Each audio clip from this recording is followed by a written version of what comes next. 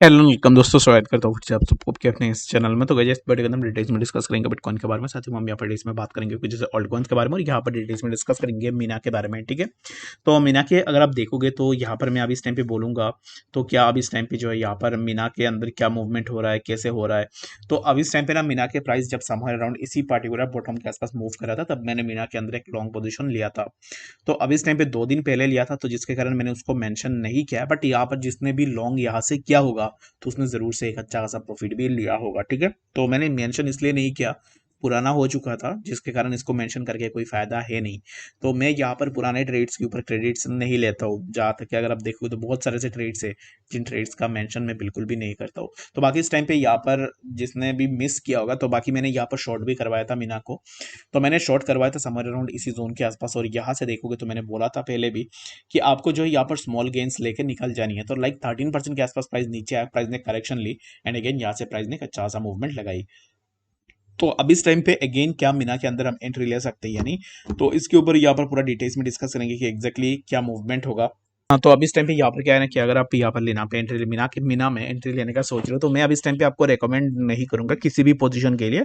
Yes, you can go for a long position, क्योंकि अब इस टाइम पे फंडिंग रेट -3 पे चल रहा है। तो फंडिंग रेट को लेकर ना बहुत सारे लोग यहाँ पर कंफ्यूजन में रहते हैं कि एग्जैक्टली फंडिंग रेट अगर नेगेटिव में है तो ये ऊपर ही जाएगा। तो इट डजंट लाइक दैट कि एग्जैक्टली यहाँ पर फंडिंग रेट अगर नेगेटिव में है तो कौन suppose to go up and up, तो ऐसा बिल्कुल भी नहीं है। एट ए पॉइंट को इनको नीचे आना पड़ता है। और फंडिंग रेट क्या होता है कि एक्चुअल में होता क्या है कि जब भी फंडिंग रेट हाई होती है या फिर नेगेटिव में जाती है, तब क्या होता है कि अगर आप शॉर्ट पोजीशन ले रहे हो तो फिर आप जो है यहाँ पर लॉन्ग बायर को पैसे दोगे। ठीक है, तो बाकी यहाँ पर अगर फ्यूचर ट्रेड करते हो तो फिर इसके लॉजिक आप इजीली समझोगे। बाकी अगर फ्यूचर ट्रेड के अंदर नहीं हो तो इस चीज को आप नहीं समझ पाओगे कि एग्जैक्टली कैसे करके इसका कैलकुलेशन होता है। तो बाकी यहाँ पर फंडिंग रेट के ऊपर देख के सोलली बेस करके आपको बिल्कुल भी यहाँ पर ऐसे डिसीजन नहीं लेनी चाहिए कि एग्जैक्टली फंडिंग रेट अभी इस टाइम पे नेगेटिव है तो मैं लॉन्ग के अंदर ही जाऊंगा, फंडिंग रेट अभी इस टाइम पे पॉजिटिव है तो मैं शॉर्ट के अंदर ही जाऊंगा। तो ऐसे अगर आप करोगे तो फिर हो सकता है कि बहुत बड़ा लॉस भी हो जाए। तो फंडिंग रेट इज जस्ट क्या होता है कि जितने भी मार्केट मेकर्स है उन्होंने यहाँ पर जो भी एक्टिविटी की है उसके ऊपर यहाँ पर बेस करके फंडिंग रेट लगाया जाता है। सेकंड थिंग इज दैट कि एक्सचेंजेस ना इसके ऊपर ज्यादा काम करते हैं फंडिंग रेट जो इंक्रीज करना एंड इसको डिक्रीज करना।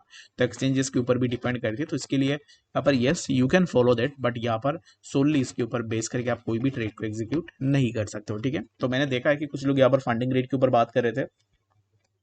तो यहाँ पर कुछ लोगों ने मुझे पूछा भी है कि एग्जैक्टली फंडिंग रेट में क्या होता है क्या नहीं होता है। ठीक है, तो अब इस टाइम पे चलिए बात करते हैं अब इस टाइम पे बीटीसी के बारे में कि एग्जैक्टली बीटीसी में क्या नेक्स्ट मूवमेंट हमें देखने को मिलेगा। तो बीटीसी इस टाइम पे चल रहा है अराउंड यहाँ पर बीटीसी के प्राइस के अंदर तो ऑलरेडी यहाँ पर बहुत अच्छा खासा रॉकेट लग चुका है, और प्राइस यहाँ पर कंटिन्यूअसली मूव कर रही है। तो प्राइस में नेक्स्ट हम क्या मूवमेंट एक्सपेक्ट करेंगे, तो the next movement would be that की प्राइस अब इस टाइम पे बीटीसी के प्राइस हमें यहाँ से थोड़ा ऊपर की तरफ देखने को मिले, जो कि प्राइस ने यहाँ पर 35,185 एंड लेटर ऑन प्राइस यहाँ से थोड़ा करेक्शन भी ले सकता है। तो अभी इस टाइम पे फॉर नाउ हम यहाँ पर यही एक्सपेक्टेशन लगाएंगे कि प्राइस कुछ इस तरीके से मूव कर रहा है। तो यहाँ से हम एक करेक्शन देखेंगे जो कि होगा अराउंड 34,641 के आसपास। ठीक है, तो यहाँ पर करेक्शन होने के बाद जब प्राइस सपोर्ट लेगा तो उसके बाद हमें कुछ इस तरीके का मूवमेंट हम एक्सपेक्ट कर सकते हैं, जो कि हमें 35,968 एंड लेटर हमें यहाँ से इसके अंदर कुछ इस तरीके का ड्रॉप डाउन देखने को मिल सकता है। तो अगर आप एंट्री लेने का सोच रहे हो तो मेरे हिसाब से अब इस टाइम पे आप थोड़ा वेट करो, बीटीसी के ऊपर उसके बाद में अगर अब इस टाइम पे मेरा ओके 33,660। ठीक है, तो बाकी आपका क्या एक्सपेक्टेशन है और मुझे कमेंट सेक्शन में जरूर से बताना।